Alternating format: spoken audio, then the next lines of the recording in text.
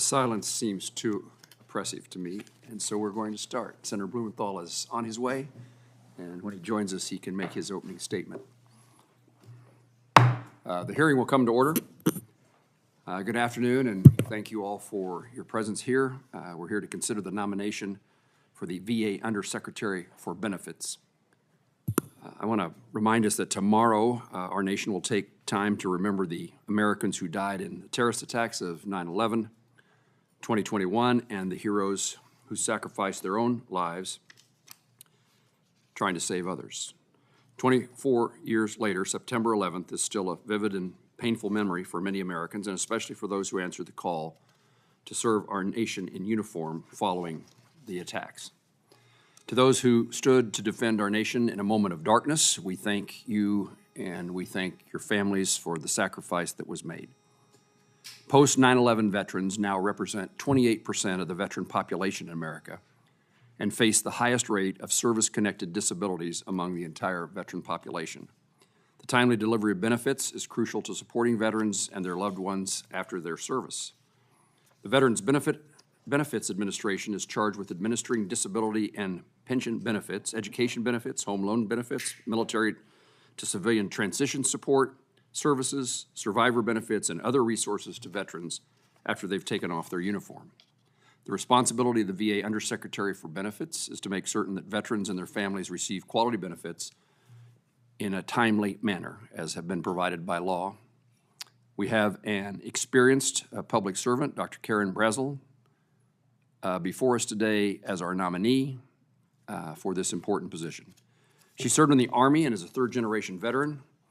She understands the importance of an institution like VBA and its impact on lives of veterans and their families. Since January of this year, the VA has reduced the backlog in disability benefit compensation claims by more than 37%. For fiscal year 2025, the VA is processing claims nearly 18% faster than they were in fiscal year 24.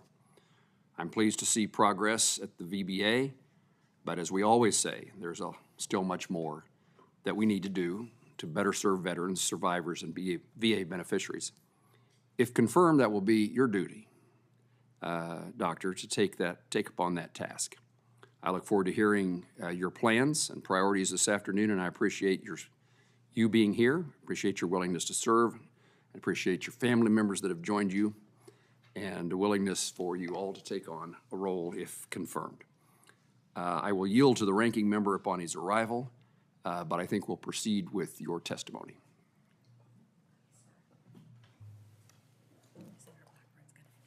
I recognize Senator Blackburn to do so. Thank you, Mr. Chairman, and indeed it is an honor for me to introduce Dr. Karen Brazel, President Trump's nominee to serve as Undersecretary for Benefits at the Department of VA. Dr. Brazel is a third-generation veteran who served in the U.S. Army before building a distinguished career in federal service, including senior leadership roles at the VA, the Department of the Navy, the White House Military Office. She currently serves as senior advisor to Secretary Collins, leading efforts on acquisition reform, technology modernization, and enterprise planning to improve services for veterans. She also holds a doctorate in strategic leadership from Liberty University with additional degrees in organizational management, computer science, and business administration. The Veterans Benefits Administration is responsible for delivering over $250 billion in benefits and services to veterans and their families. But VBA continues to face a growing claims backlog, which has left too many veterans waiting for the benefits that they have earned. With more than 20 years of experience in government and the private sector, her extensive knowledge in federal contracting, IT, and acquisition reform make her well-suited to tackle this challenge and to modernize these systems that our veterans are relying on. And Mr. Chairman, as we have talked so many times in this committee, the fact that the systems are antiquated, that they are not up to date, that the processes that caseworkers follow are antiquated. We know that someone who is competent and capable is needed. Indeed, she is, and I'm pleased to support her nomination and know that she will serve with integrity, with discipline, with a steadfast and unwavering dedication to our veterans. Thank you, Mr. Chairman.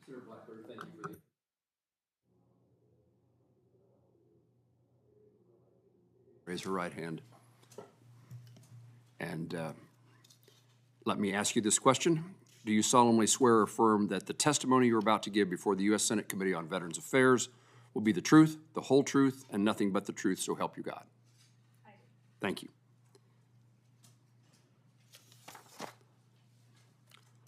You are now recognized for your testimony. Thank you. Chairman Moran, Ranking Member Blumenthal, and distinguished members of this committee.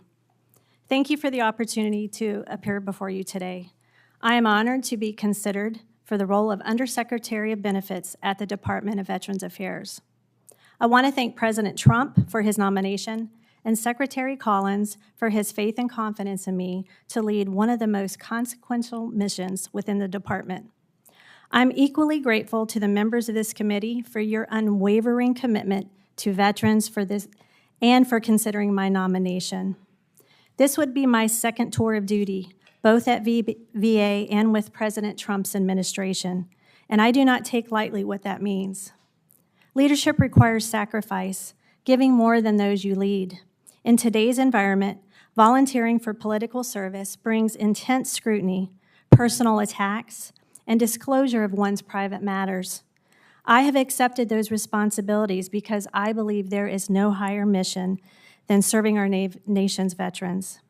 My family story makes this mission profoundly personal. I'm a third-generation veteran. Both of my grandfathers served in wartime, one in World War I and the other in World War II. My father, a Vietnam veteran, served a 12-month deployment, and my husband of 40 years, First Sergeant retired Kent Brazel, served in Operations Enduring Freedom. I continued that legacy as an enlisted woman in the United States Army. I know the rigorous preparations for deployment, the readiness checks, the long hours, and the responsibility of ensuring that you and your fellow soldiers are ready for whatever lies ahead. Later, as a military spouse, I experienced deployment preparation from the other side, holding together a household, steadying children, and standing watch over the family so Kent could focus on his mission abroad. Those dual perspectives, both in uniform and as a spouse, provided me with a profound understanding of servant leadership. Kent is here with me today, along with our two daughters, Jamie and Jacqueline, and my 88-year-old mother, a proud U.S. Air Force veteran, and my father-in-law, an almost 89-year-old retired Air Force veteran, are watching this hearing along with family and friends. Their presence reminds me that military service is just not my story. It's our family's story, a legacy of service and sacrifice across generations. I used my VA education benefits to advance my career, gaining firsthand insight into how these programs empower veterans to transition successfully, a lived experience that will always guide my leadership. Over my 40-year career in both public and private sectors, I have worked to enhance veterans' access to benefits they've earned. I proudly served 4 years on active duty, then spent the next 16 years supporting Kent's Army career as a military spouse, experiencing the sacrifice, resilience, and strength required not only by those who served, but also of their families. That perspective gives me a unique understanding of the human impact behind every VA policy. In public sector, I have led the intersection of policy, technology, and veteran advocacy.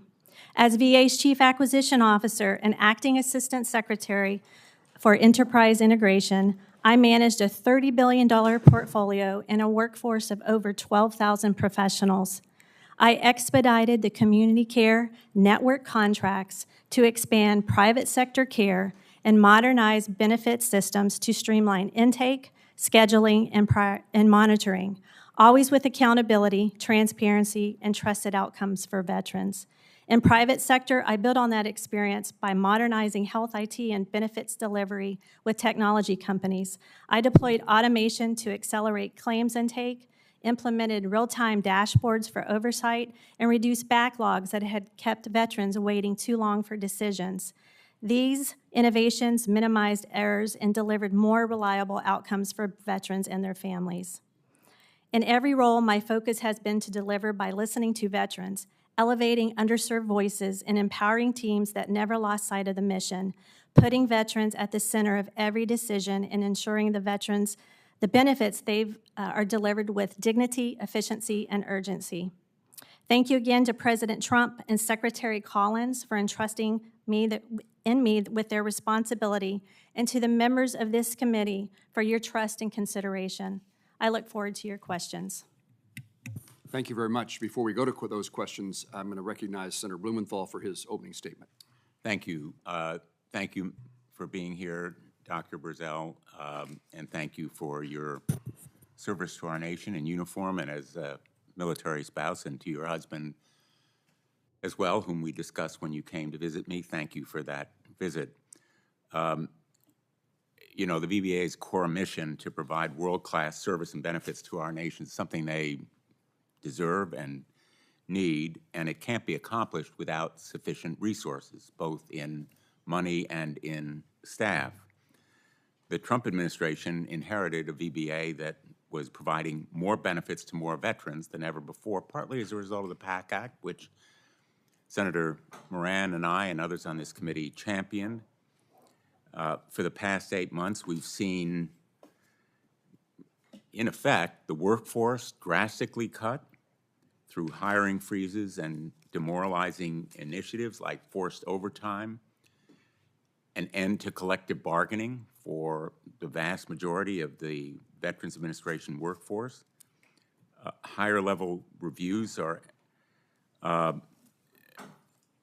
veterans asking the VA to take a second look at their claim because the claims processor missed something or made an incorrect decision. Those reviews have increased by 21%.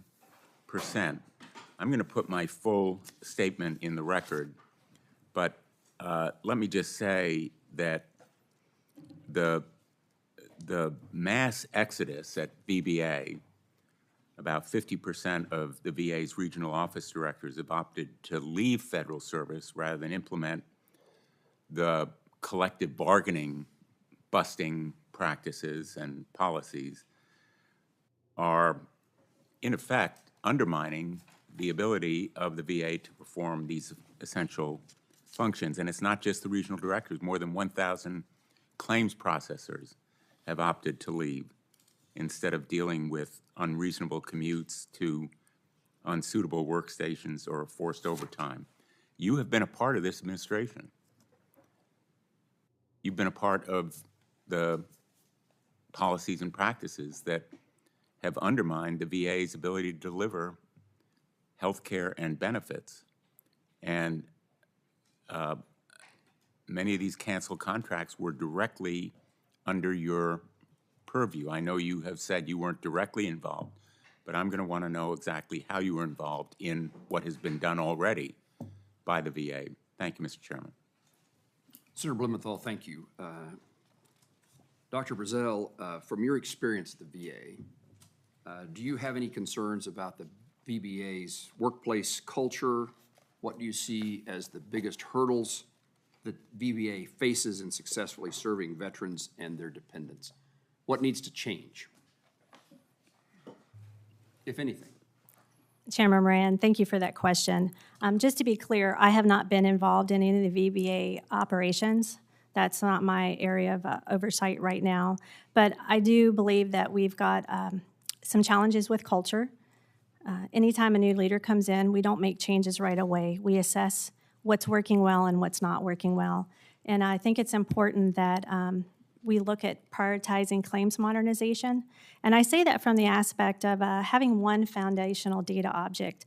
I've heard from veterans, even when I served before, how come I have to give you guys my information over and over?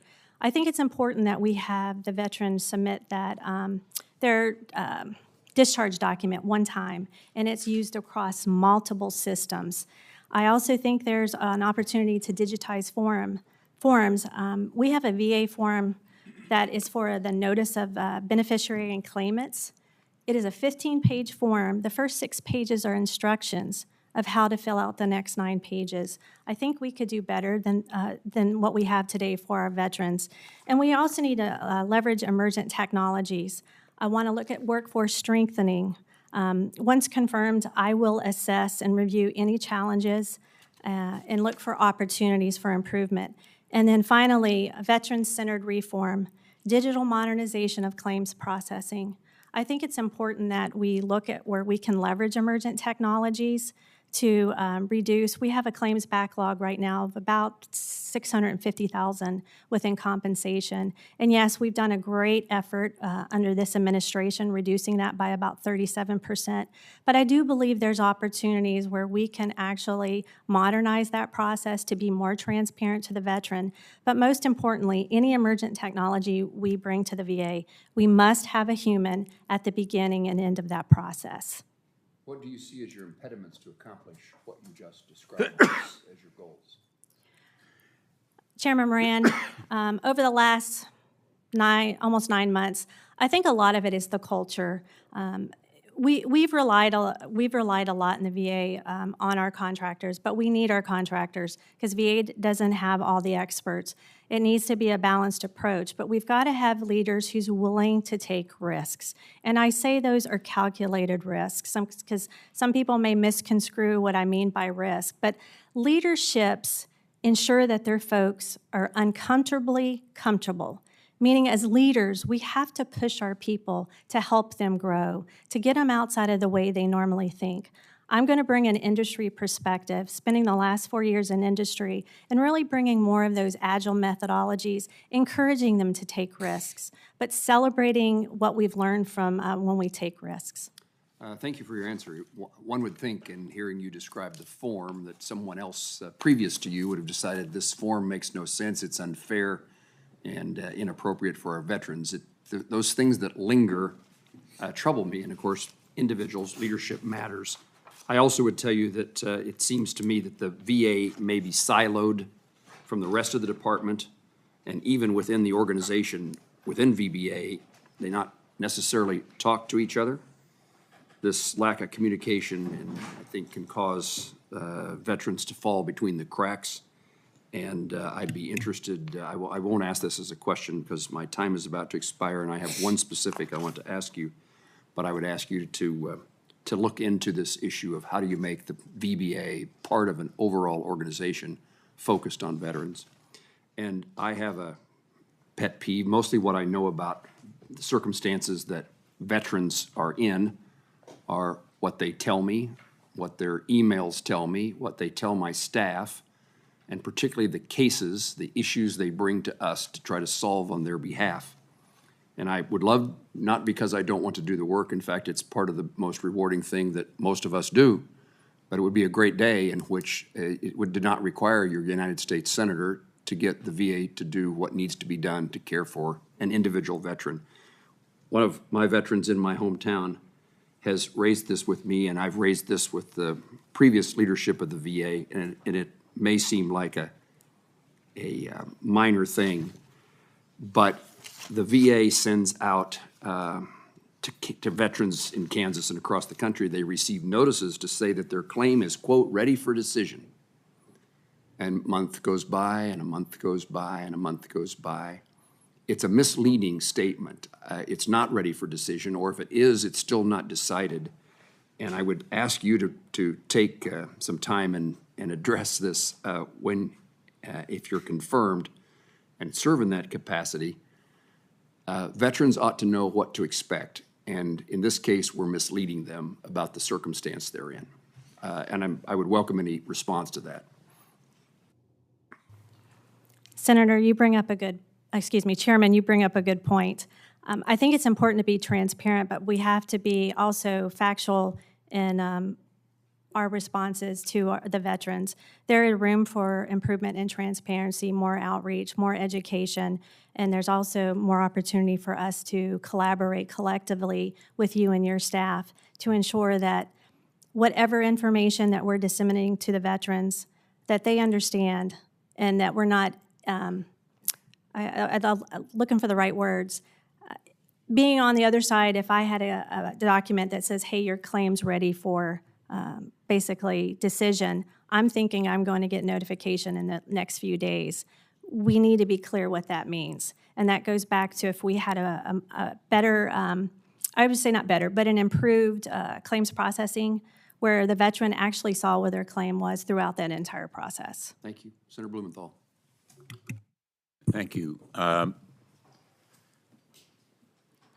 When you visited me, you said that you had not been involved in contract cancellations. Have you reviewed any specific contract that has been canceled?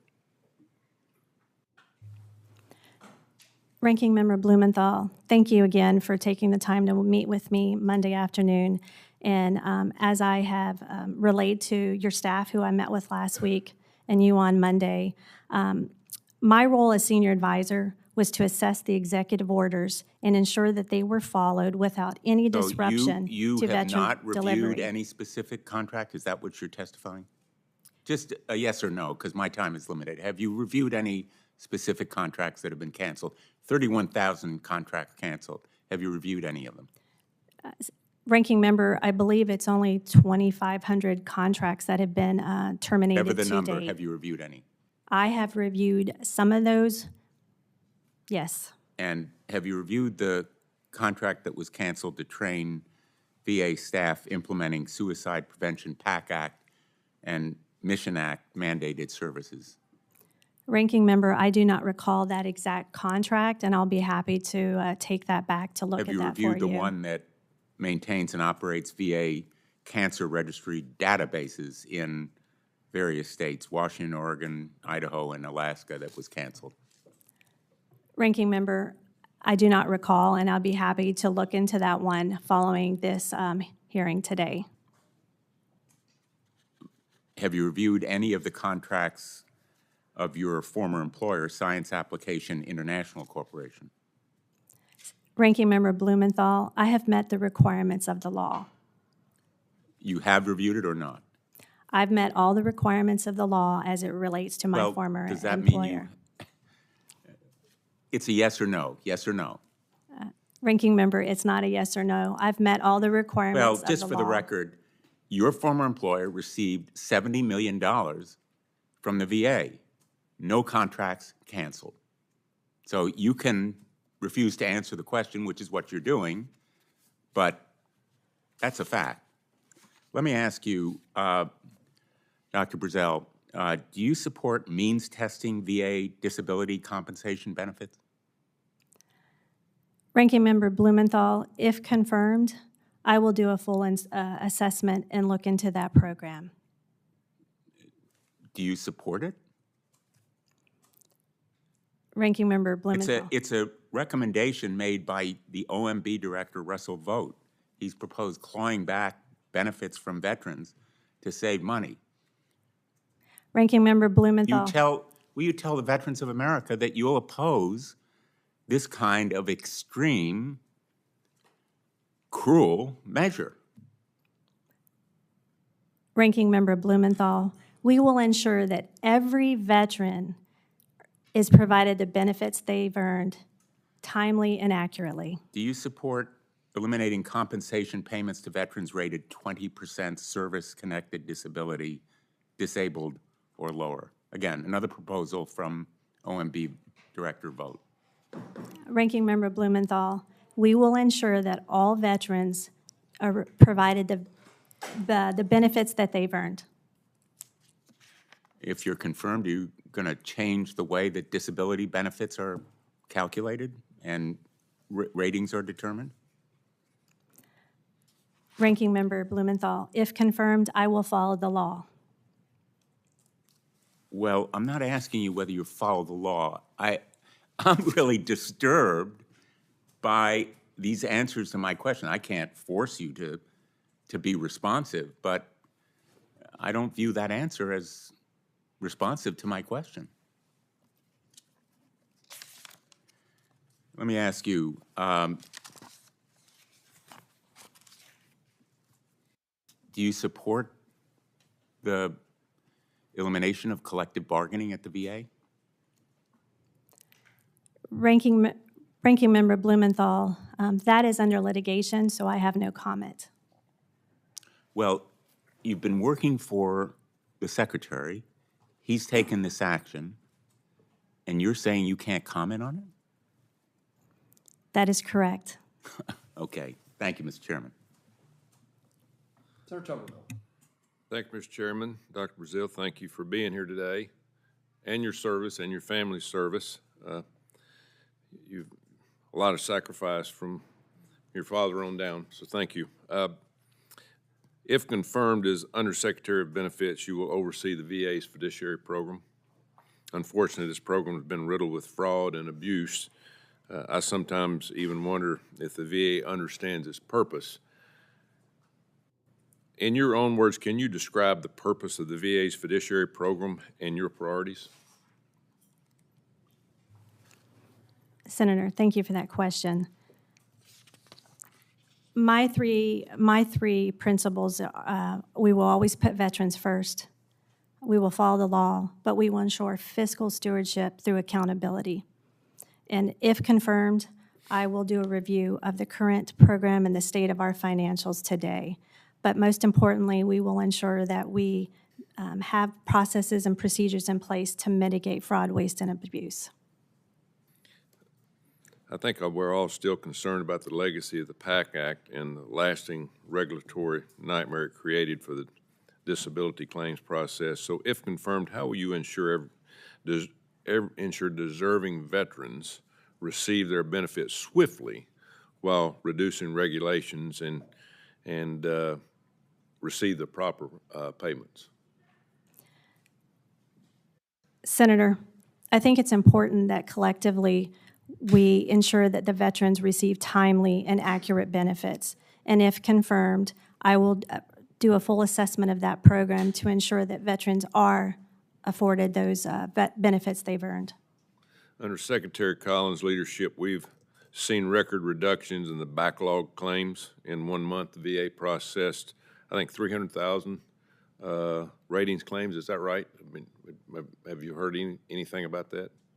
We've went from about 650,000 in compensation down to about an inventory of about 140. Excuse me, the inventory is about 650,000, and we're down to about 145,000 that they've processed recently. How can we ensure that that continues? I mean, do we need any people, any more eyes on the books? How does that work? We've through VERA, VSEP, and DRP, the voluntary departure of some of the folks, I believe we've lost about 1,400 in VBA, of which about 1,000 of those claims adjudicators. But what we've got to do is, it's my understanding that they've currently looked internally for other folks who are looking to do upskilling the workforce to put additional individuals on to continually to reduce that backlog. In your testimony, you stated, if confirmed, you would work to strengthen interagency relationships between the DOD, DOL, Department of Ed, and SBA to improve coordination and data sharing. Can you elaborate on how this would look in practice? How are you going to communicate with all these groups? Senator, it's important that we have the collaboration between all other departments and agencies and leverage their best practices.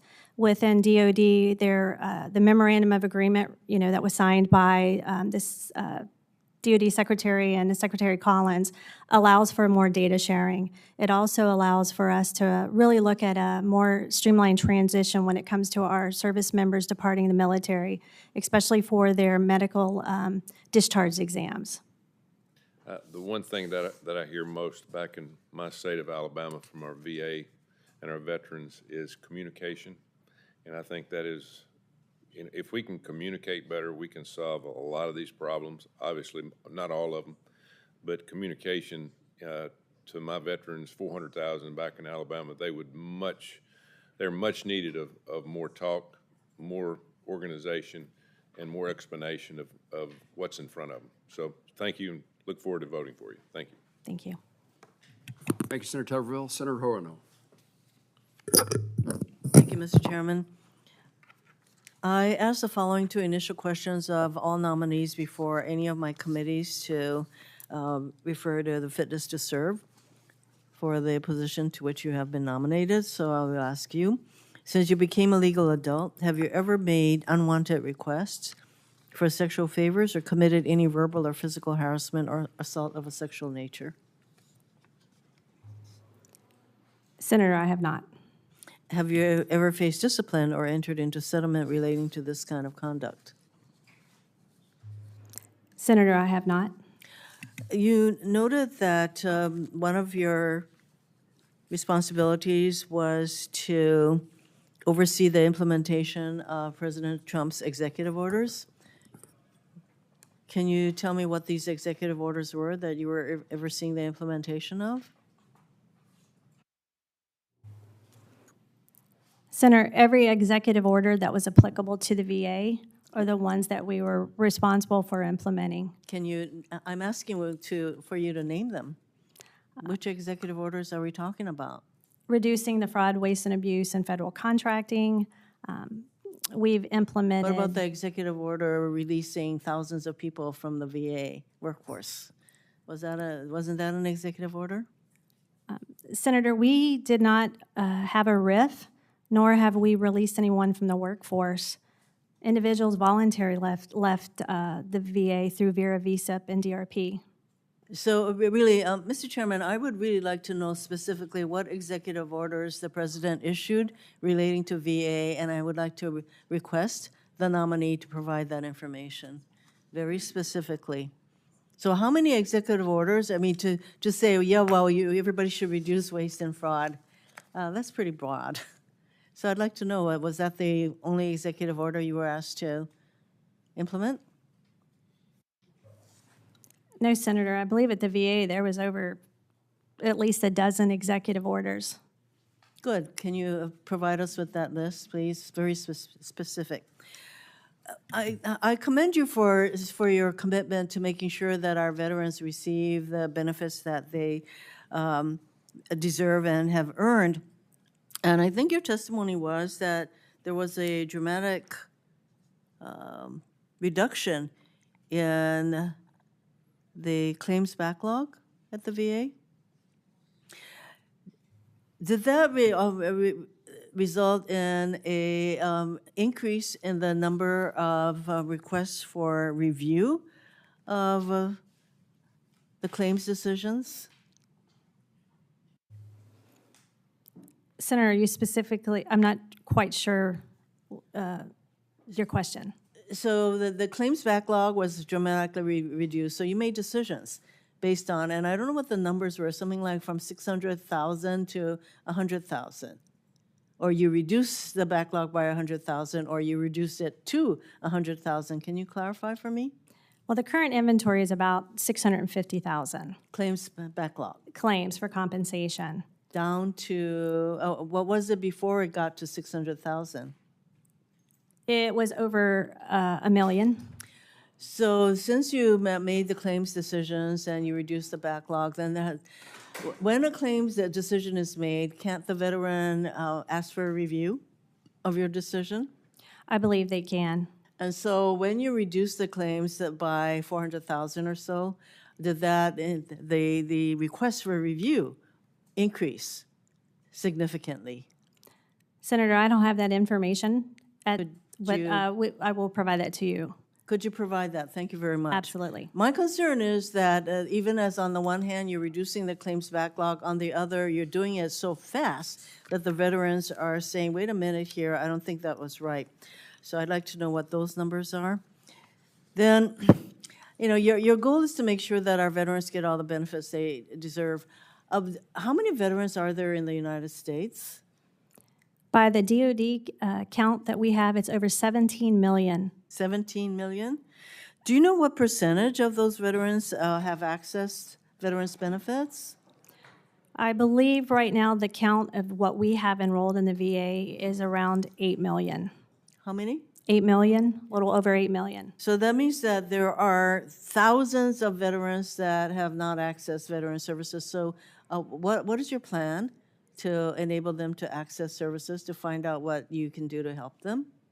Senator, it starts with outreach. We've got to improve our outreach. Outreach how?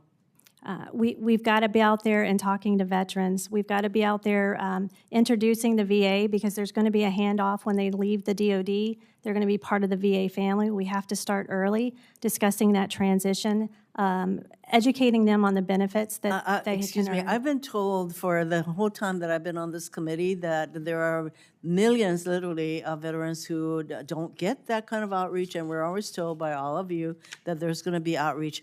How do you intend to do outreach when the numbers of people who are working for VA is going down, and now Secretary Collins was asked, so there's a plan to reduce another 80,000 or so. We still don't have that plan, but how do you expect to increase your outreach if at the same time you don't have the people to do it? We have a great Veterans Experience Office, and we're going to leverage that Veterans Experience Office when they're out there at VSO events with our community partners, with our internal and external stakeholders. Okay, well, one more question then. What is your goal for reaching out to the 9 million veterans who are not accessing? Do you have a goal, like within 1 year you want to reduce the number of people who are not having access to what? Do you have those goals? I don't have those specific goals today, but I think within the next year to 15 months is it a probability that we could address extended outreach. Okay, so Mr. Chairman, I would like to really know how successful the outreach efforts are. I mean, I commend you for doing that. We just need to have them succeed. Thank you, Dr. Mr. Chairman. You'll make every effort to answer the senator's questions as you get the information. Oh, absolutely. Thank you. Senator King. Thank you, Mr. Chairman. Doctor, I was a little puzzled by your non-answers to Senator Blumenthal on, did you have any involvement whatsoever in the review of the contract of your former employer? And don't tell me you followed the law. I'm asking you a straight-up question. Did you have anything to do whatsoever in the review of the contract of your former employer? Senator King, I did not review the contracts of my former employer. Did you have any involvement whatsoever in that process? Senator King, I am not a contracting officer nor a contracting authority. I do not have that authority. Only a warranted contracting officer has the authority to award, modify, I negotiate, or understand that. terminate a I'm contract. asking you a pretty straightforward question.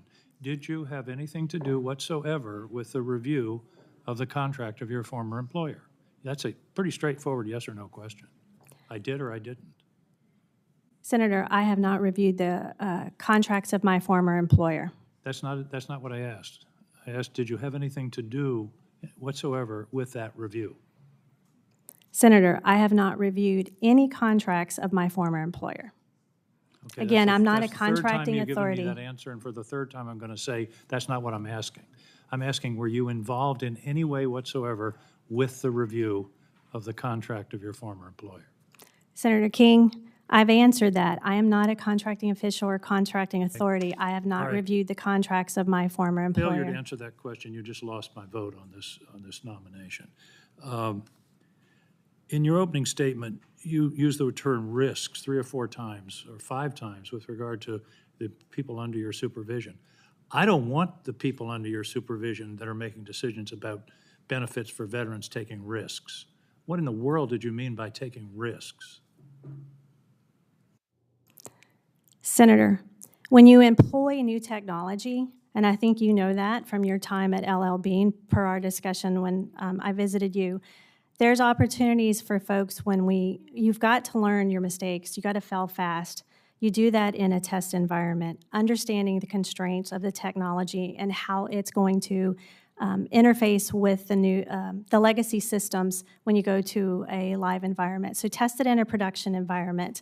Fail fast, learn faster. I just don't like the idea of a test environment and risk being taken with people's lives and disability compensation. You can take, if you're talking about working a model, that's one thing, but if you're talking about real people and real decisions, the idea of risks and experimenting is not acceptable. What role did you have in the whole contract cancellation process? Senator King, I recommended a structure for proper review by career senior leaders who independently evaluated contracts to decide which ones to terminate, descope, or not renew. I thought the bulk of the process was done by a fellow at Doge. Were you in charge of that? Did you bring him in? Do you consult with Mr., I can't remember his name, Lejeune or something along those lines?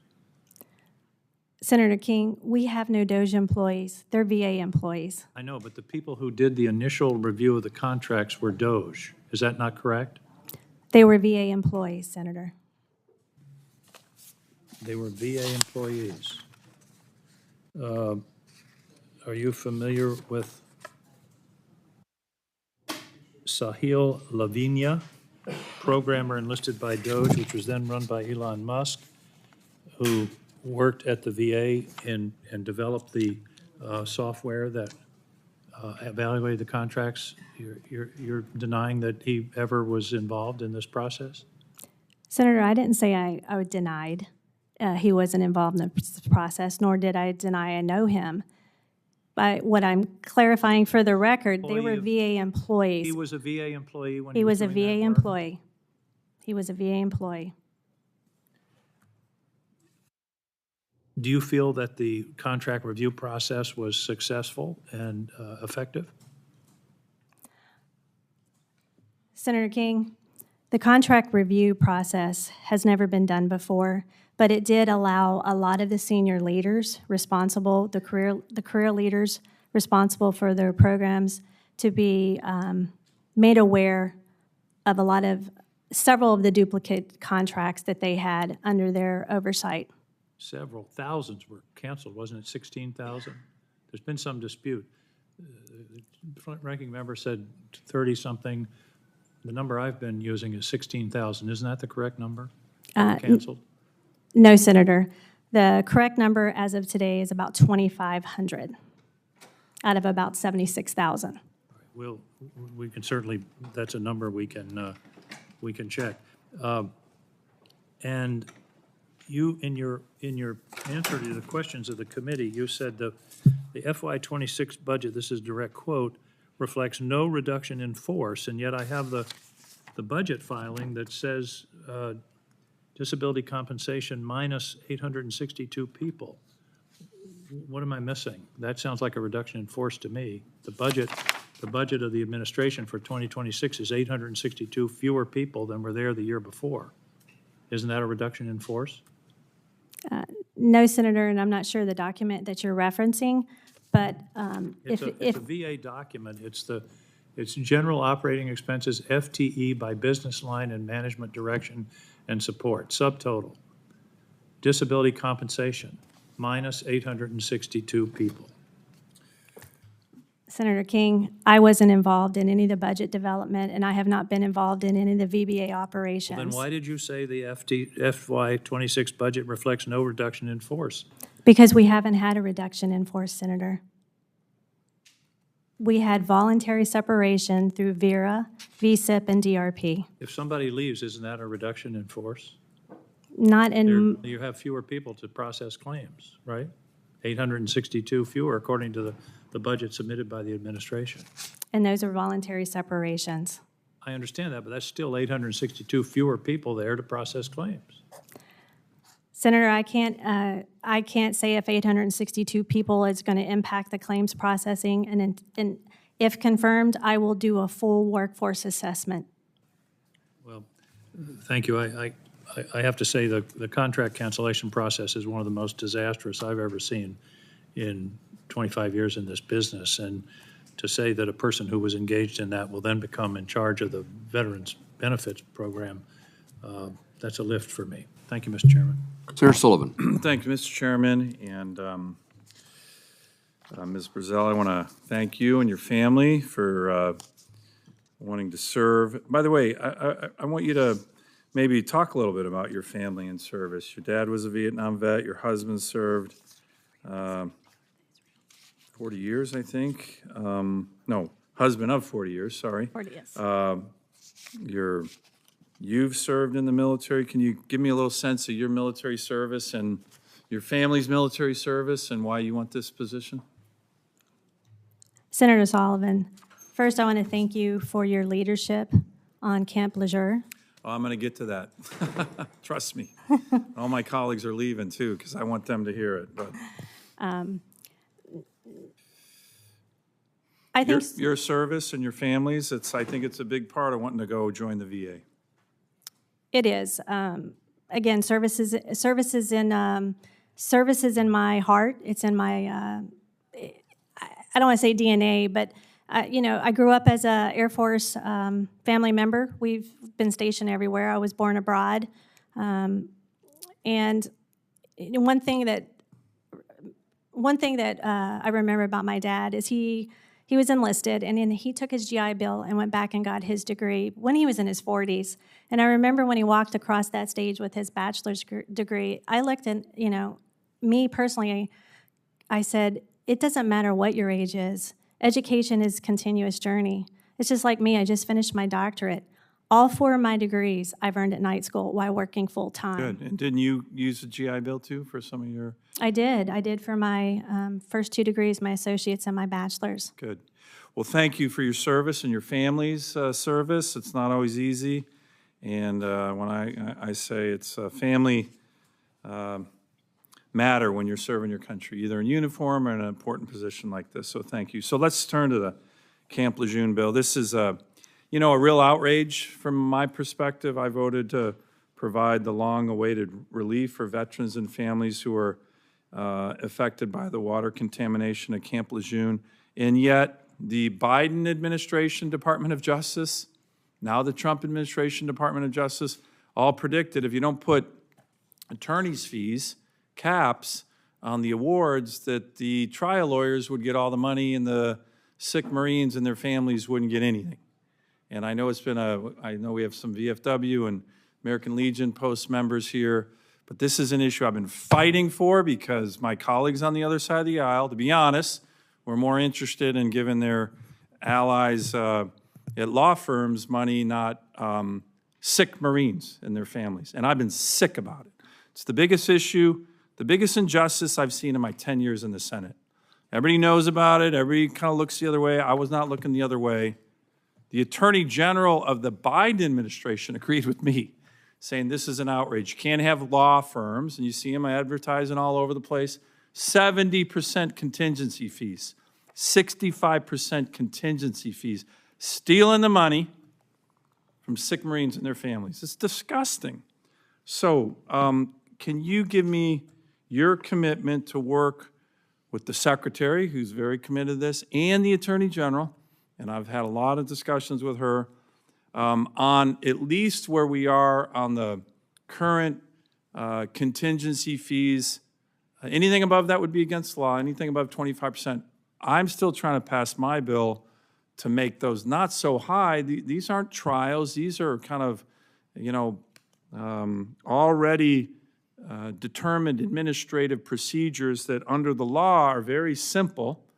I don't even think a lot of Marines and their families need attorneys. They can work through the Department of Navy and you guys. But can you give me your sense on that? It's an issue I care deeply about, and I've just been so disappointed how the other side of the aisle has thrown the Marines under the bus to help law firms. It's really disgusting. Senator, no veteran should have to pay a third party to receive the benefits they've earned. Especially if that third party's charging them 70% contingency fees, correct? Agreed. 70% of the money goes to these law firms. Agreed. And Senator Camp Lejeune is very personal to me. My oldest brother was a Marine. I should say former Marine. And he was medically discharged because of his toxic exposure to the water from his independent trucking job about a decade ago. So it is near and dear to my heart, as well as all the other Marines, family members that served or lived on Camp Lejeune. Is he still alive, your brother? Yes, Senator, he is. Good, well, I hope And he's watching today.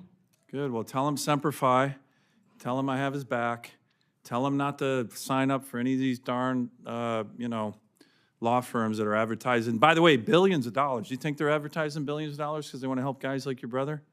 No, they're doing it because they want to line their own pockets. So can I get your commitment to work with me, at least the present way in which to make sure the Attorney General of the United States under President Biden said that if you're a law firm and you're charging more than 25%, they will go after you civil and criminal liabilities. We should be doing that. Can you get your commitment, Ms. Brazel, on that issue to work with me, work with this committee, and work with the Department of Justice to make sure that injustice doesn't happen to the Marines? They've already suffered through the contaminated water. We want guys like your brother to be whole.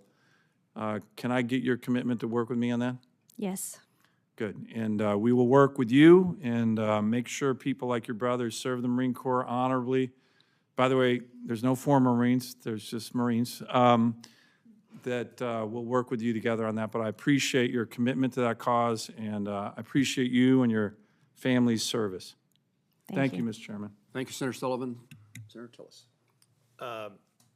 Welcome, Dr. Brazel, and I would like to associate myself with everything my friend from Alaska had to say about, I think, some of the abuses. It's even worse than that. I tried to get something done in H.R. 1 to go after third-party litigation, so it's even worse. Now you have private equity, you have sovereign wealth funds from foreign nations investing in litigation. They get some of the wins, and it's absurd. So we really do need a whole of the administration approach to getting people to recognize when our office worked on the Camp Lejeune Toxics Act, it was to do right by the families who had suffered.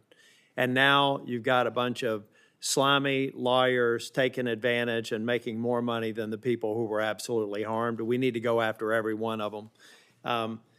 And actually, in that same bill, it was the PACT Act that I want to get to you a little bit later on about some of the headwinds that it's created because, quite honestly, with all due respect to my colleagues here, I voted against the bill because it wasn't ready for prime time, and you're going to be a part of what's going to be needed to fix it.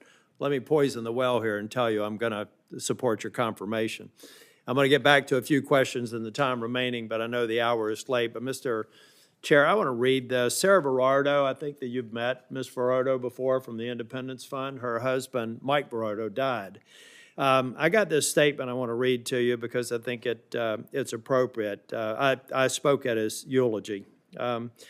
When my husband, Michael, died on August the 26th, his VA pay and his Army retirement pay were deposited into our account the very next day, August 27th. Without any notice to me, those payments were then reversed on 9 September, overdrafting my account and triggering fees. I had the means to cover it, but many surviving families do not. The lack of communication in that window between a veteran's death and the start of survivor benefits is unacceptable. Families need clear notice and a process that does not leave them financially blindsided in the midst of all that grief. I'd like unanimous consent to also have her statement in the record. Without objection. We got to fix this. I was there. I spent a lot of time at the Verardo home the night he died. This is the last thing she should have had to experience. And she has the means to get through it. A lot of people don't. So now let me get mad so I won't cry. I am hopeful that somebody with your background in information technology and supply chain, and I presumably large-scale implementations, that we can finally get a scheduling system that works after billions of dollars been spent, that we can finally get wait times down to a level that are acceptable, because they've grown in spite of all the efforts on a bipartisan basis over several administrations to fix it. How do we go about fixing that? Or how do you propose to come in? You've got to know the situation. Tell me your method for actually going after this and giving me some hope that in my remaining time in the U.S. Senate, I may be able to see some progress. Senator, you raise a good point. Let's address first the overpayments. That is unacceptable that we would do that to a veteran or veteran's family. We have to address that. We have to ensure that we have processes and procedures in place to actually have those capabilities of ensuring that we're not putting any veteran in financial burden. With respect to your question about scheduling, that is for the healthcare side, but I commit to you that I will work. But it's a broader problem. It's the reason I bring it up. You're going to be ahead of the BBA, and there's going to be a lot of transformation opportunities here. I think that we're throwing money down a money pit, and it's not about the money. It's about the lack of service that we're giving veterans by throwing that money down the money pit. This is a $10 billion scheduling system. So my point is, in the VBA, and where you need people, process, technology changes, can you assure me that you'll do right by the veterans and right by Congress to spend this money effectively, get the lead on target, and succeed? Senator, it will require the internal and stakeholder engagement, but I commit that we will ensure that the right stakeholders at the table at the very beginning to ensure that we deliver to our veterans. Well, I think we need to step back, and I think we ought to have a discussion about the extent to which benefits administration's been affected by any of the decisions of Congress. Here's what I will leave you with, and I hope that you will commit to me that you will come back here. Oftentimes, the problems we see in various agencies are a result of bad decisions made by us. Well-intended, but not very well thought out in terms of how to implement them. And then we bring you back here and flog you for not being able to implement something that we are responsible for not having thought through the implementation. So I would really appreciate if you could come back to us, not necessarily in an open hearing, but give us a stop, start, continue on the kinds of things that we're doing that are working and the things that we should stop doing, because it puts you further away from the very things we're asking you to accomplish. That would be very helpful if we could get some report back specifically within the BBA within 90 or 120 days of you getting over into the job, and I would appreciate that feedback. Can I get that commitment from you? Senator, you have my commitment. Thank you. Thank you, Mr. Chair.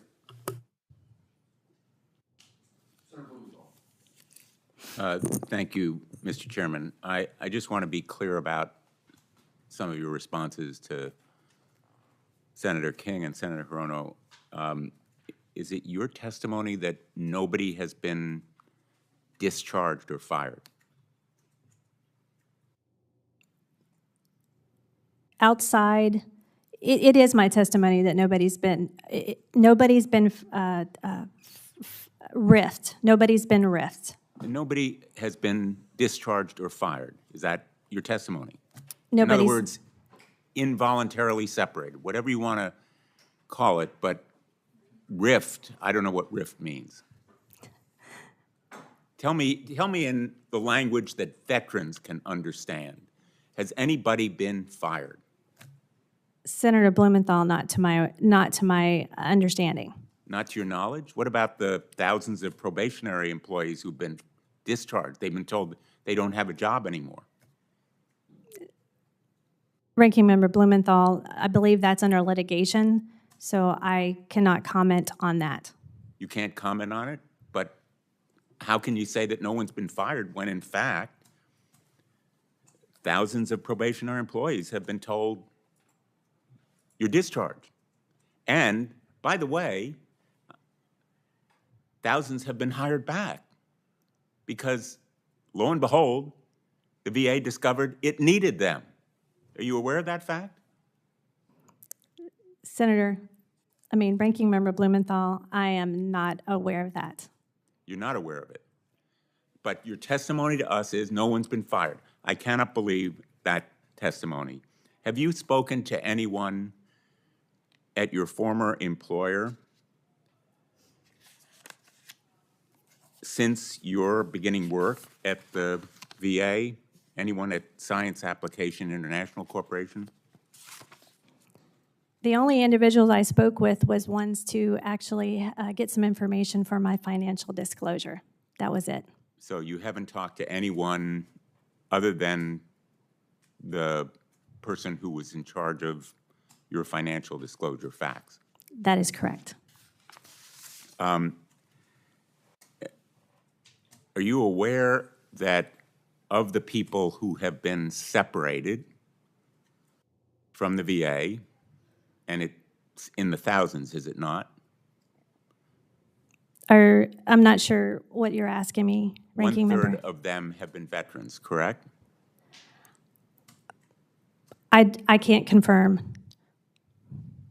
What proportion have been veterans? Ranking Member, I don't have that number. I'll be happy to provide that to you following this hearing. In the VA workforce, isn't it a fact that 25 to 33% are veterans? Ranking Member, I don't have those statistics, and I would have to get back with you following this hearing. You've worked at the VA under the Trump administration. You've worked now for 7 months, and you don't know what proportion of the VA workforce are veterans? Not at the top of my what I can recall. Did you ever care to find out? Absolutely. I'm a veteran myself, but those have not been statistics that I've asked. You did care to find out, but you don't remember? That's not what I said, Senator. I'm sorry. I do care. I do care as a veteran. I think it's important that we look to always hire our veterans first, but I don't have those metrics for you at this hearing. I'll be happy to provide those following this hearing. Mr. Chairman, I hope that this witness, perhaps in written responses after this hearing, will provide some answers to us. I think you can tell from our side that we're frustrated because these are answers that I think veterans deserve. You know, veterans agree or disagree, but they really don't have a lot of tolerance for people who just won't answer. So, thank you, Mr. Chairman. Thank you, Senator Blumenthal. I think this hearing is about to conclude. Let me make sure that we have nothing to add. And I want to give you, Doctor, the chance to say anything you'd like to say that maybe you want to clarify or something you wish you'd have been asked, anything that you'd like to add to the record before I close it for today. Thank you, Chairman Moran. I just want to thank the committee for their time and for their consideration for my nomination. And if confirmed, I will ensure that all veterans are delivered timely and accurate benefits. Thank you. There are no further questions, and I thank the committee members and certainly our witness and our audience for being here today. Any member, and this is what Senator Blumenthal was talking about and what you were agreeing to do, Dr. Brazel, any member who'd like to send a question for the record to this nominee should do so as soon as possible, but no later than the close of business tomorrow. I didn't say that quite correct. But should do so as soon as possible, and then we need your response shortly thereafter. And